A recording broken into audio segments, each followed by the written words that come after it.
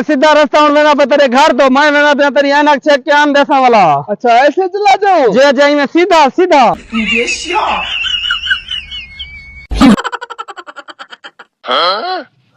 अब तो गिर गया हूँ, जिसमें दर्द है। अब पता नहीं मैं कहाँ जाऊंगा, रास्ता भी भूल गया हूँ।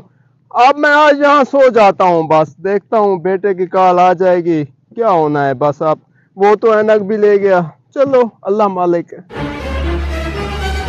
ओ ऐनक चेक गए सुल्तान बदमाश तेरे पीरू थी ओ ता पाए थी आउ को मैं कल्ला आमी मैं को तो सुल्तान बदमाश जो चाटा ला के रेल छोड़न।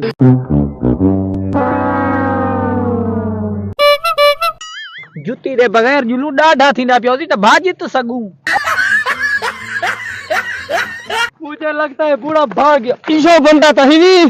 हाँ भाई जान, सुनाओ कैसे हो?